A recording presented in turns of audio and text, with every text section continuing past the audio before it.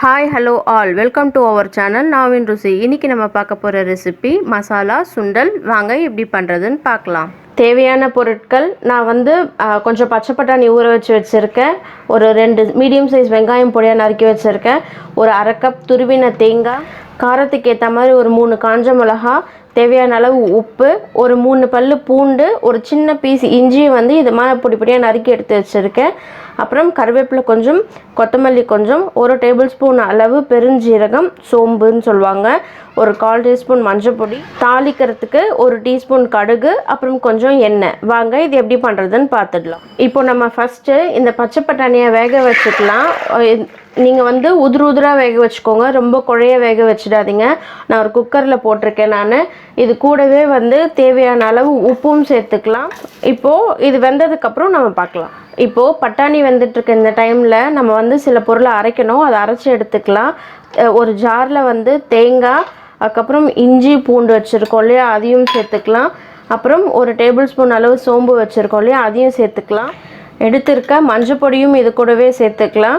சேர்த்து மிளகா எடுத்து வச்சுருக்கீங்க இல்லையா, அதை இதை மாதிரி கிள்ளி போட்டுக்கோங்க. போட்டு நீங்கள் தண்ணி விட்டு பேஸ்ட்டாக அரைக்கணும்னு இல்லை, குறைன்னு அரைச்சா போதும். அரைச்சிட்டு பார்க்கலாம். இங்கே பாருங்கள், இப்போ இது நல்லா அரைச்சாச்சு. இது மாதிரி அரைச்சிக்கோங்க. இது மாதிரி உதிராக இருக்கணும், ரொம்ப பேஸ்ட் மாதிரிலாம் அரைக்கக்கூடாது. இதில் தண்ணி சேர்க்காம தான் நான் அரைச்சிருக்கேன்.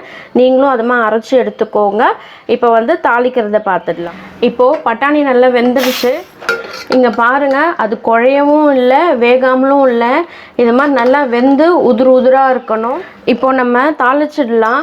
ஒரு பேனில் ஒரு 1.5 டேபிள் ஸ்பூன் அளவு எண்ணெய் விட்டுக்கோங்க. எண்ணெய் நல்லா சூடு ஏறட்டும். நல்லா சூடு ஏறினதுக்கப்புறம் நம்ம கடுகு போட்டு பொரிச்சிக்கலாம். இப்போது எண்ணெய் நல்லா சூடு ஏறிடுச்சு. இந்த டைமில் கடுகு ஆட் பண்ணிக்கலாம். கடுகு நல்லா பொரியட்டும்.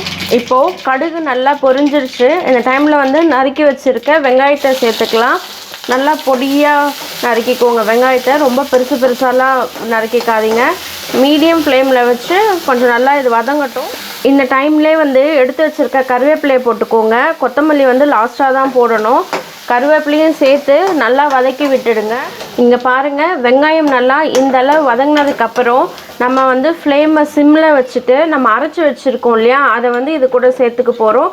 சிம் பண்ணிவிட்டு சேர்த்துக்கோங்க. சேர்த்து நல்லா சிம்மில் வச்சு ஃபஸ்ட்டு ஒரு சேர வதக்கிடுங்க. அதுக்கப்புறமா நல்லா கலந்து முடிச்சுட்டு மீடியம் ஃப்ளேமில் வச்சுக்கோங்க. வச்சு இது நல்லா ராஸ்மெல் போகிற வரலையும் வதக்கிக்கோங்க. கொஞ்சம் நல்லா அடி பிடிக்காமல் கைவிடாமல் கலரி விட்டுட்டே இருங்க. அப்போ தான் நல்லா ஒரு சேர இது வதங்கும். அப்படி இல்லாட்டி அடி பிடிச்சிடும். இப்போது இது நல்லா ராஸ்மெல் போயிடுச்சு, நல்லா வதங்கிடுச்சு. நான் ஒரு 3 to 4 minutes நல்லா இதை வதக்கியிருப்பேன் நான் மீடியம் ஃப்ளேமில் வச்சு. இப்போது வடிகட்டி வச்சுருக்கேன் இந்த பட்டாணியை இது கூட சேர்த்துக்கலாம். சேர்த்து இதையும் நல்லா கலரி விட்டுடுங்க. இந்த மசாலா எல்லாம் இந்த பட்டாணியோடு சேர்கிற மாதிரி கலந்து விட்டுருங்க. நல்லா அடியும் தனமாக கலருங்க. அப்போ தான் எல்லா இடத்துலையும் படும். இப்போ இதை நல்லா கலந்துட்டோம். இது மாதிரி ஒரு மூடி வச்சு சிம் பண்ணிவிட்டு அடுப்பை இது மாதிரி மூடி வச்சுருங்க. ஒரு 2 நிமிஷம் அது சிம்லேயே இருக்கட்டும். அதுக்கப்புறம் பார்க்கலாம். இப்போ இது 2 நிமிஷம் ஆயிடுச்சு. இது ஏன் 2 நிமிஷம் போட்டு மூடி வைக்க சொன்னேன்னா, எல்லாம் ஒன்றோட ஒன்று கலந்து இருக்கும், சேர்ந்த மாதிரி இருக்கும்.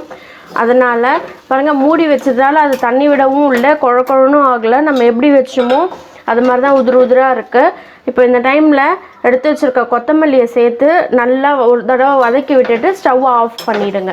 இவ்வளோதான், சூப்பரான மசாலா சுண்டல் ரெடி ஆகிடுச்சு. இந்த டிஷ் செய்து பார்த்துட்டு உங்களுக்கு பிடிச்சிருந்தா என்னோடய கமெண்ட் செக்ஷனில் கமெண்ட் பண்ணுங்கள். தேங்க்யூ ஃபார் வாட்சிங். இந்த டிஷ் செஞ்சு பார்த்துட்டு உங்களுக்கு பிடிச்சிருந்துச்சுன்னா மறக்காமல் லைக் பண்ணுங்கள், ஷேர் பண்ணுங்கள், என்னோடய சேனலை சப்ஸ்கிரைப் பண்ணுங்கள்.